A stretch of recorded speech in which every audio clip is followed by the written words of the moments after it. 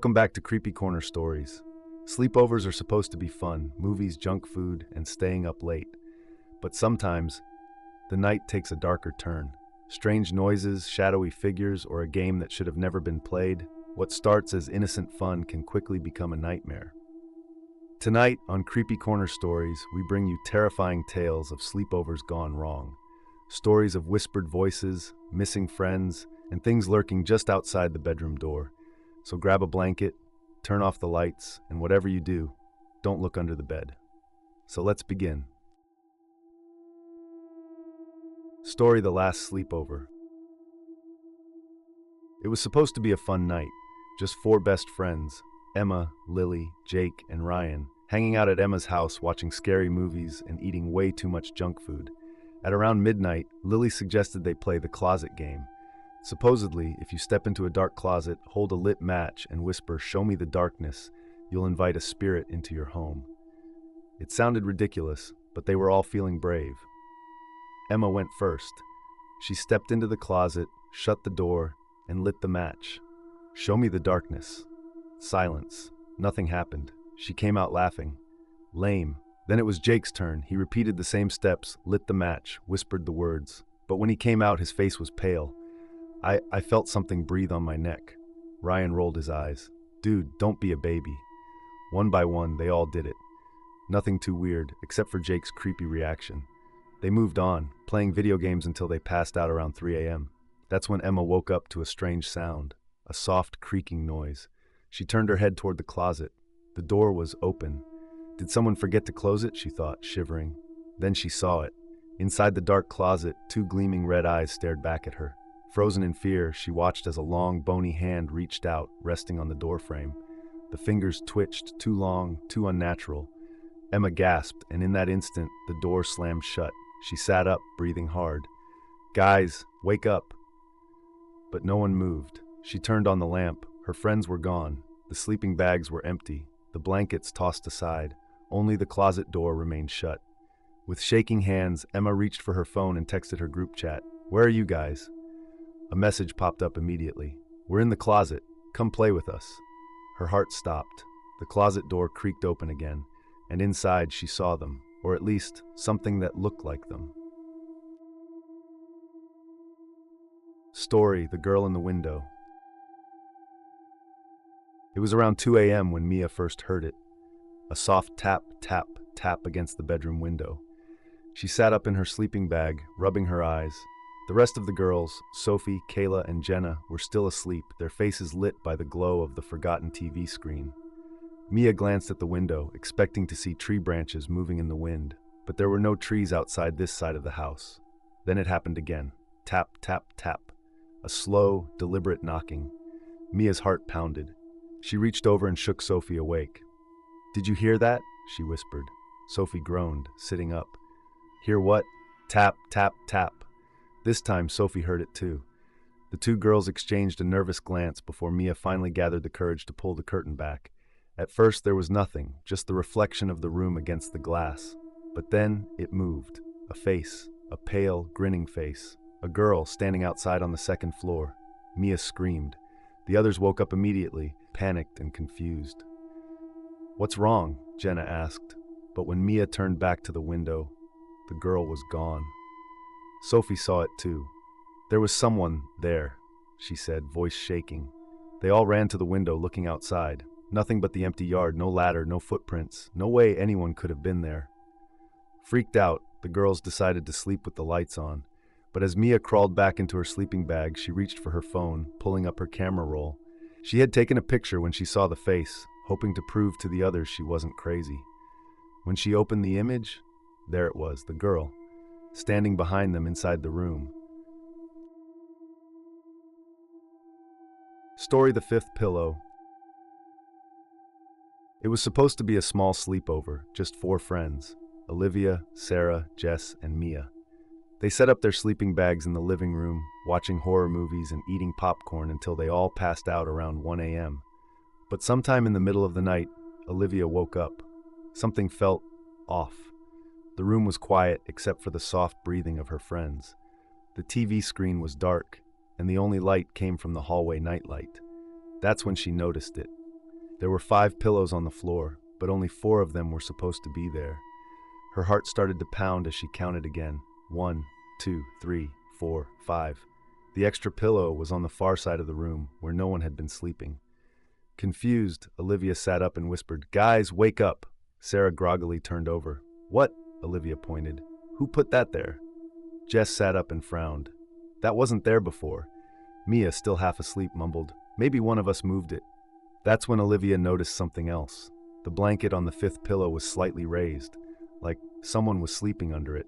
Her throat tightened. "Who's under there?" The other girls looked at each other, now fully awake. No one moved. No one spoke. Jess reached out, her hand shaking as she grabbed the edge of the blanket. With one quick pull, she yanked it back. Nothing. No one was there. Just an empty space where the pillow had been. For a second, they all sighed in relief. Maybe it was just their imagination. Then Mia whispered, "Where did the pillow go?" They all looked down. The 5th pillow was gone, vanished. That's when they heard it. A soft breathing sound coming from the closet. The door was slightly open, and inside something was breathing. Story, don't answer the door. It was a stormy night when Ava had her sleepover. Just her and her 2 best friends, Lily and Sam. The rain hit the windows hard, and the distant sound of made the perfect creepy atmosphere for their scary movie marathon. Everything was normal, until someone knocked on the front door. Knock, knock, knock. They froze. It was already past midnight. Who would be visiting at this hour? Ava paused the movie and turned to her friends. "Are your parents picking you up or something?" Lily shook her head. Sam grabbed her phone. No messages, no calls. Knock, knock, knock. The knocking was louder this time. Ava's stomach twisted. Something about it didn't feel right. Slowly, she walked to the door, hesitating before looking through the peephole. Nobody was there. A chill ran down her spine. She flipped the porch light on and peeked through the window. Still, no one. The street was empty. Who was it? Lily whispered from behind her. Ava shook her head. No one's there. The girls stood in silence, listening, their breathing shaky. And then the knocking came again. But this time it came from the back door. Lily gasped. Sam grabbed Ava's arm. "Lock it, now." Ava ran to the back door and double-checked the lock. Again, she peeked outside. Still, no one. Thunder rumbled outside, and the power suddenly flickered. That's when Ava's phone vibrated in her hand. A text from an unknown number. It was just 3 words. "Let me in." She nearly dropped the phone. "Guys," she whispered. But before she could finish, something slammed against the back door. Hard. The door rattled in its frame. The girls screamed. Then, silence. For what felt like forever, they stood there, shaking, waiting for the next sound. But there was nothing. Finally, Sam built up the courage to check her own phone. Her eyes widened in horror. The same text message, from Ava's number. But Ava had never sent it. The power suddenly went out completely, leaving them in darkness. And then, from somewhere inside the house, they heard a voice whisper, "You shouldn't have looked." Story, the reflection game. It was supposed to be just another sleepover. Pizza, movies, and staying up way too late. But then, Cassie brought up the reflection game. "You stand in front of a mirror at 3 a.m., she explained, and ask your reflection 3 questions. If it moves when you don't, you have to stop immediately." The others laughed, but Cassie swore it was real. "Let's do it," Emma said, grinning. At exactly 3 a.m., they all stood in front of the big bathroom mirror. The room was dimly lit by a single candle, their faces flickering in the glass. Cassie went first. "What's my name?" Her reflection mouthed it back in perfect sync. "Where am I?" Again, the reflection copied her. Then came the last question. Cassie hesitated before whispering, "What do you want?" For a moment, nothing happened. Then, her reflection smiled, but Cassie hadn't moved. The others screamed and bolted for the door, but it slammed shut. Cassie gasped, stepping back as her reflection didn't move with her. It stayed in place, grinning wider, eyes dark and hollow. Then it lifted its hand, but Cassie's real hand stayed at her sides. The reflection placed one finger over its lips. "Shh!" The candle blew out. When the lights came back on, Cassie was gone. Only her reflection remained, staring back at them, still smiling. Story, the girl under the bed. Maddie's birthday sleepover was supposed to be perfect. Movies, junk food, and ghost stories with her 4 best friends.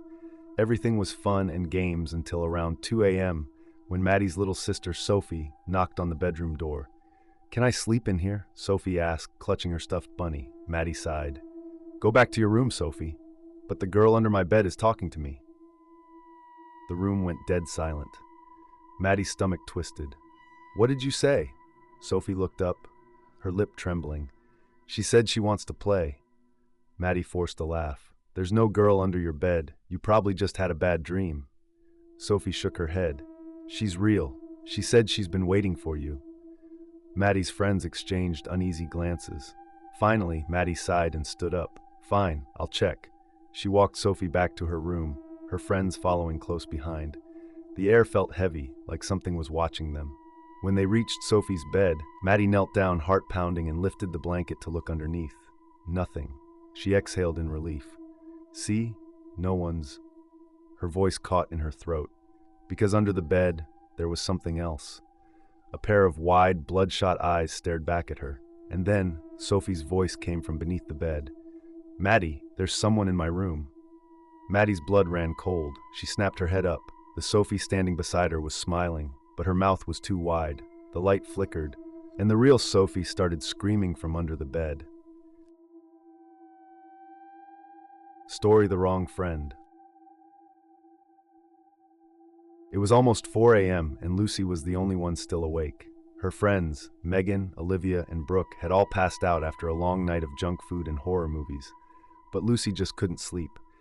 She reached for her phone to check the time when she heard it. A whisper. "Lucy, are you awake?" She froze. The voice was soft, coming from the other side of the room. She turned toward Megan's sleeping bag. It was too dark to see her face. "Megan?" Lucy whispered back. Silence. Then, from the other side of the room, Olivia's voice mumbled, half asleep. "Megan's in the bathroom."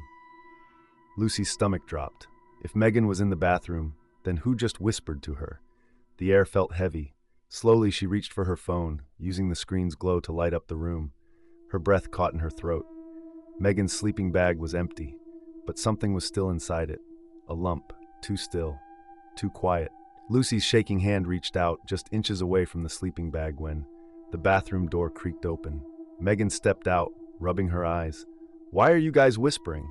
Lucy's blood turned to ice. She snapped her head back toward the sleeping bag. The lump inside it was gone. The covers were completely flat, like nothing had ever been there.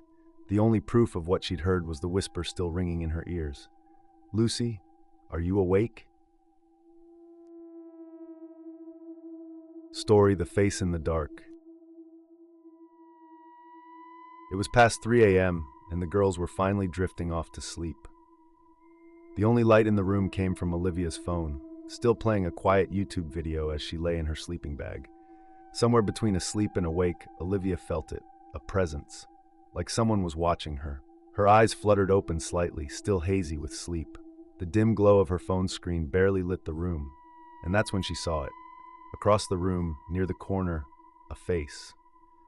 At first, she thought it was one of her friends sitting up in their sleeping bag, but as her eyes adjusted, her stomach twisted. It wasn't them. It was too tall. The face was long and stretched, its mouth slightly open, as if frozen mid-whisper. Its eyes were too wide, locked onto hers. Olivia's breath caught in her throat. She wanted to scream, but she couldn't move.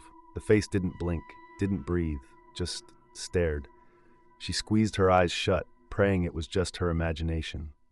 5 seconds, 10 seconds. Slowly she peeked again. It was closer, right beside her now, its mouth still frozen in that eerie half-whisper. This time, Olivia screamed. The lights flicked on. Her friends shot up, groggy and confused. "What happened?" Olivia's heart was pounding as she frantically scanned the room. The face was gone. Nothing in the corner, nothing beside her. Shaking, she grabbed her phone. Maybe she had recorded it by accident. She quickly checked the video that had been playing. The screen was dark, but the audio was clear. Just before she screamed, a voice whispered, "I see you too." And there you have it, a night of laughter, secrets, and terrifying surprises. Sleepovers are supposed to be fun, but sometimes you invite more than just your friends. So the next time you're up late, whispering in the dark, listen closely. Are you really alone, or is something listening back? Sweet dreams, if you can sleep. Subscribe for more nightmares, if you dare. Let me know if you want any tweaks.